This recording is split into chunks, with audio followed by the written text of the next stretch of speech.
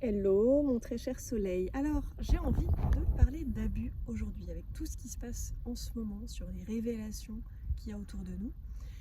Je vais t'inviter à t'interroger sur les abus que toi-même tu as pu subir dans ton enfance, dans ton adolescence, même en tant qu'adulte, dans différentes sphères de ta vie, soit au sein de ta famille, soit au sein de tes relations amoureuses, soit au sein des relations professionnelles, soit dans des commerces, soit dans des espaces de clubs sportifs ou autres activités.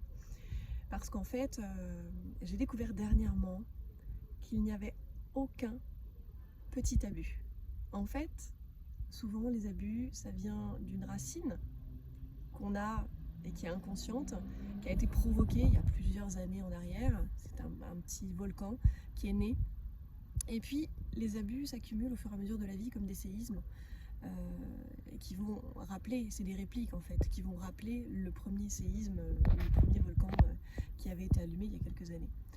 Et du coup, je vais t'inviter à peut-être, si tu es hypersensible, c'est des choses qui aujourd'hui ne peuvent plus. Alors, on a tous un seuil différent de tolérance par rapport à ces abus, mais en fait, à partir du moment où on enclenche la perception de tiens là, j'ai pas pu poser mes limites, j'ai senti un abus de la personne, quelqu'un qui est venu sur mon territoire, soit qui a ouvert la porte sans que je l'autorise, soit qui a...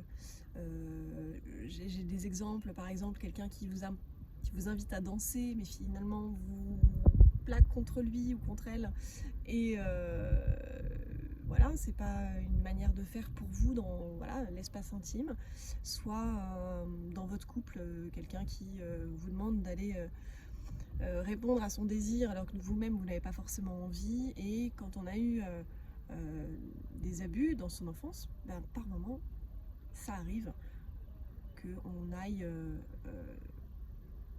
laisser les barrières tomber trop facilement et oublier qu'on a le droit de dire non, qu'on a le droit de se protéger, de se respecter, de s'aimer. Et donc là on rentre sur un mois de juillet qui va être orienté sur le pure love. Et le pure love, c'est s'aimer soi.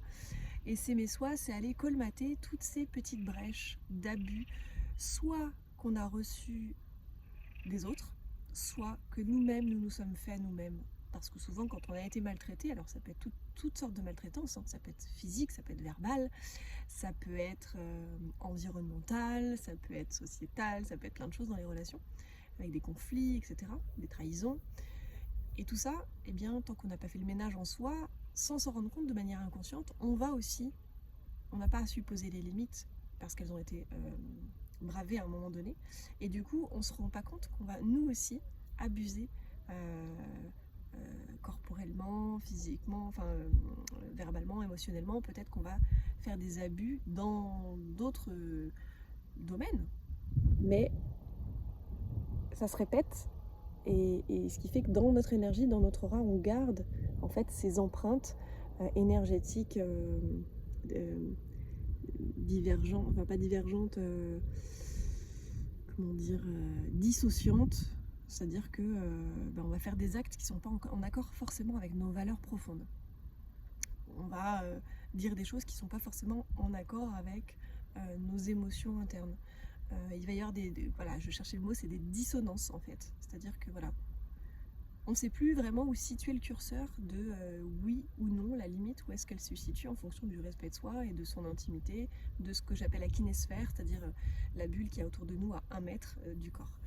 Donc ce mois de juillet, il va être un petit peu cette année porté sur la libération et l'amour de soi, de comment je fais pour ne pas m'abuser davantage, ne pas me maltraiter ou me soumettre ou me laisser nier ma vérité par les autres, être considérée dans ma perception du monde, parce que souvent quand on est hypersensible, on se rejette nous-mêmes au final, parce que étant donné qu'on n'a jamais été validé par les 90% des gens qui pensent de manière matérialiste, rationnelle, etc., eh ben, on s'est mis de côté parce qu'on s'est dit de toute façon, si je ne me suradapte pas, je ne serai pas admis.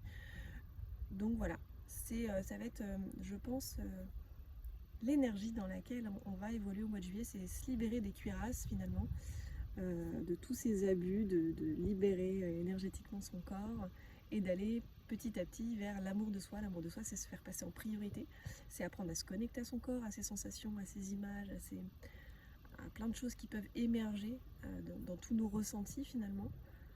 Lorsqu'on va se connecter à le vide en soi, va être là pour exprimer à quel point on a besoin d'être rempli par soi-même. Voilà, si tu as envie de faire partie de ce programme qui commence demain, eh bien je t'invite à me contacter, à rejoindre évidemment le groupe WhatsApp sur lequel on va pouvoir, vous allez recevoir en fait une vidéo par jour, plus une petite action à mettre en place en lien avec la vidéo évidemment, en lien avec là où vous en êtes vous. Et puis évidemment ce sera un espace de partage pour aller encore plus loin sur l'amour de soi, la connexion dans toutes les sphères de sa vie, à ce grand amour. On dit qu'il faut se faire passer avant les autres, oui, mais comment on le fait et dans quelle mesure et combien de temps ça dure? Est-ce que c'est quelque chose qu'on peut mettre dans une habitude en place, ou c'est quelque chose qu'on peut faire de manière ponctuelle et ça y est, c'est gagné? Voilà, alors c'est tout un processus dans lequel j'ai envie de t'embarquer pendant 21 jours. N'hésite pas à me contacter et puis au plaisir de te retrouver.